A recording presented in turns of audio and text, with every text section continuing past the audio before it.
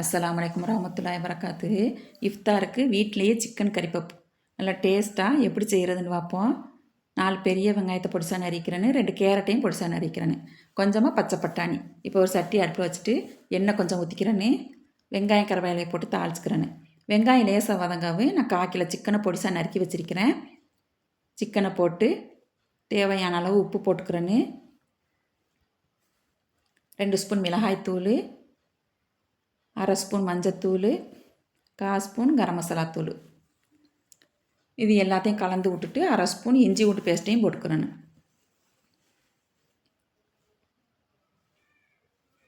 இது எல்லாத்தையும் நல்லா கலந்து விட்டுட்டு நம்ம நறுக்கி வச்சுருக்கிற கேரட்டு பச்சை பட்டாணியும் போட்டுக்கிறேன். போட்டு எல்லாத்தையும் கிண்டி விட்டு மூடி போட்டு வேக வச்சிடணும்.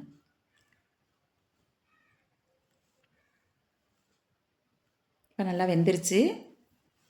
எல்லாத்தையும் கலந்து விட்டுட்டு மல்லி இலையை போட்டு அடுப்பை ஆஃப் பண்ணிடணும்.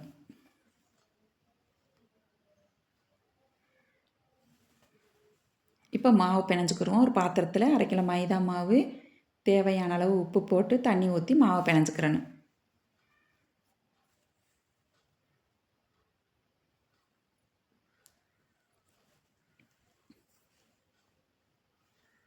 இப்போ மாவு பிணைஞ்சாச்சு. இது ஒரு 10 நிமிஷம் ஊறணும்.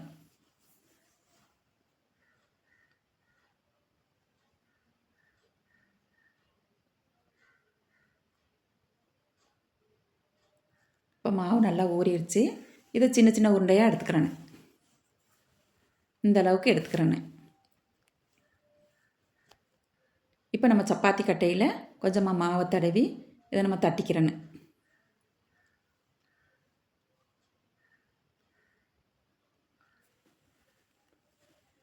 நம்ம இதில் தட்டி இதிலையே நம்ம அந்த மசாலாவை அள்ளி வச்சு ஒட்டி போடலாம்.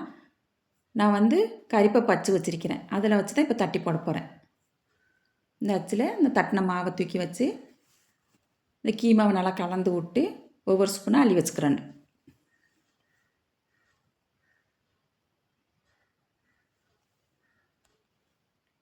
ஒவ்வொரு ஸ்பூன் அள்ளி வச்சு இதை நம்ம தூக்கி ஒட்டினோம்னா அப்படியே ஒட்டிக்கிறோம்.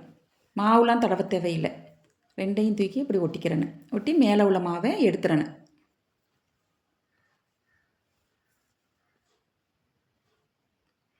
நல்லா சூப்பராக வந்துருச்சு. இதே மாதிரியே எல்லாத்தையும் நம்ம வச்சு எடுத்துக்கிறோன்னு.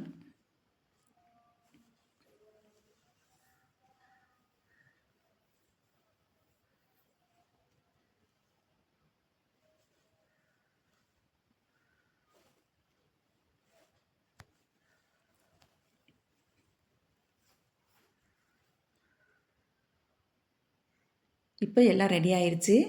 இப்போ ஒரு சட்டியில் எண்ணெயை ஊற்றி எண்ணெய் சூடாகாமல் நம்ம இதை எல்லாத்தையும் போட்டு எடுத்துக்கிறோன்னு.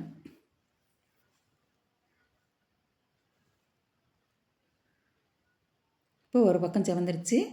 திருப்பி போட்டு இன்னொரு பக்கம் சேக்க விட்டு எடுத்துறேன்னு. இப்போ 2 பக்கம் நல்லா செவந்துருச்சு. இதை எடுத்து ஒரு பாத்திரத்தில் வச்சுட்டு இதே மாதிரியே எல்லாத்தையும் போட்டு எடுத்துக்கிறேன்னு. இப்போ எல்லாத்தையும் பொரிச்சு எடுத்தாச்சு. சூப்பராக இருக்கீங்க, செய்து வாருங்க.